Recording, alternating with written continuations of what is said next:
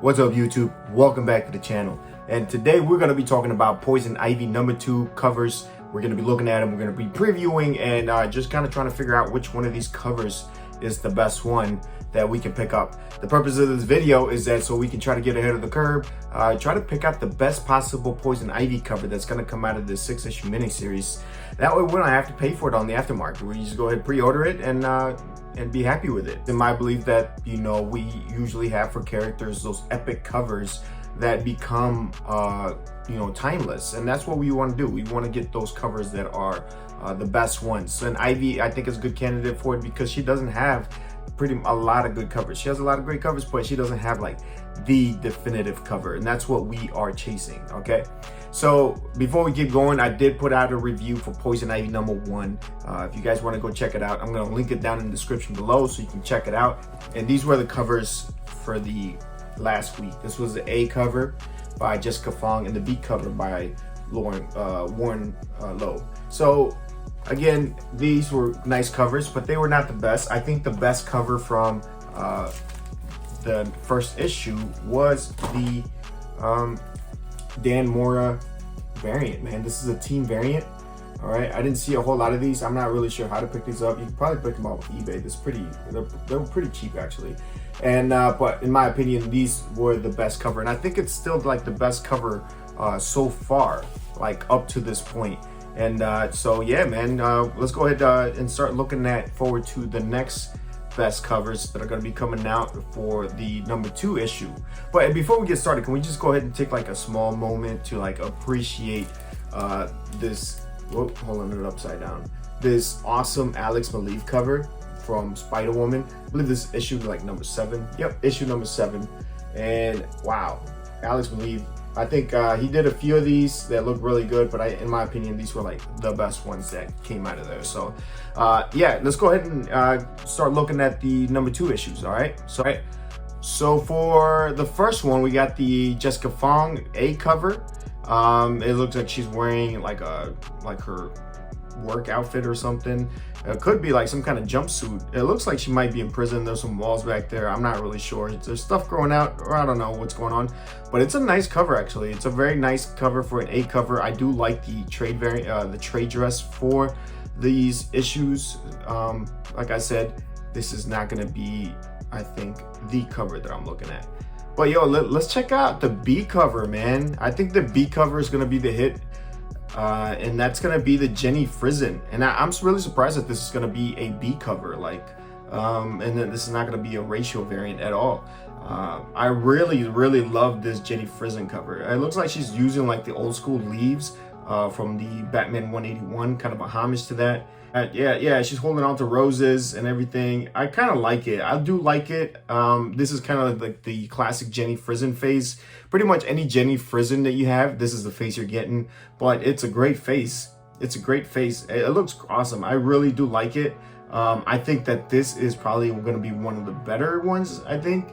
I can't decide if I like this one more than the Dan Mora team variant so far, though. But anyways, that's a definitely pick up. Definitely picking that up, especially for cover price. Hell yeah. Let's look at, looks like a cover C by Claire Rowe, and this is a stock variant. So I'm not a big fan of this cover. This has more of an abstract feeling to it. Again, I'm not super excited for this one. I do like all the detail though. I do like the classic cover look. The face is okay. She kind of looks like a zombie though. The body is very, the pose is very stiff. I don't know. She looks kind of like a zombie. The hair is like straight up. There's like I kind of do like that there's like a half shadow over her face. Like half her body's in the shadows. I do like that part. But other than that, I wouldn't say I'm a big fan of it, and I more than likely will not be picking up that one up. Next, we got the cover D Incentive. This is the 1 in 25 by Alvaro Martinez Bueno, and this is a very nice one too. It looks like she's kind of leaning up against like a wall of, like, I guess wallflowers, you can say, and it's got some. It's nice. It's nice. It's not something that stands out. I think this is more like a story-centric cover, if you know what I mean. Not necessarily a pinup, because she's not really wearing like her classic get up or costume that kind of says this is Poison Ivy. It's just kind of like a lady in a jumpsuit, you know, hanging out by the flowers. So I do like it though. It's really nice. I like the portrait. I like the pose. But I don't think it's the cover that I'm looking for. I think the cover that I'm looking for is going to be showing that Poison Ivy is a little bit more dangerous. Okay. Next, we're going to have the incentive cover, the 1 in 50 by Sweeney Boo. This is also going to be a card stock.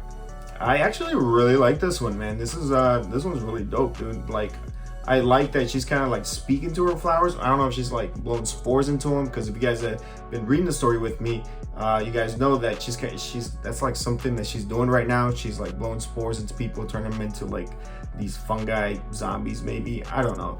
You guys check out my review on issue 1, so you guys can kind of get an idea of what I'm talking about. But I like this one. I like the colors. I love the colors, man. I love the reddish background with the shadows.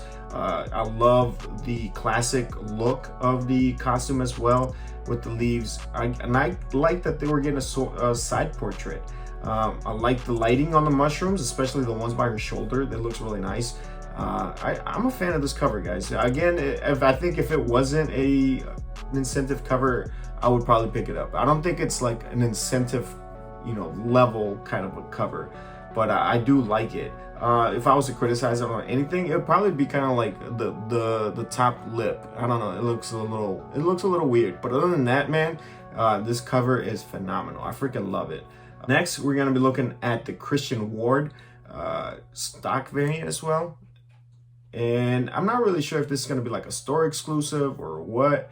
So Christian Ward, man, he's new to me. I first learned about him when I read Aquaman Andromeda. You guys check out that review that I did. I'm gonna link it down in the description as well.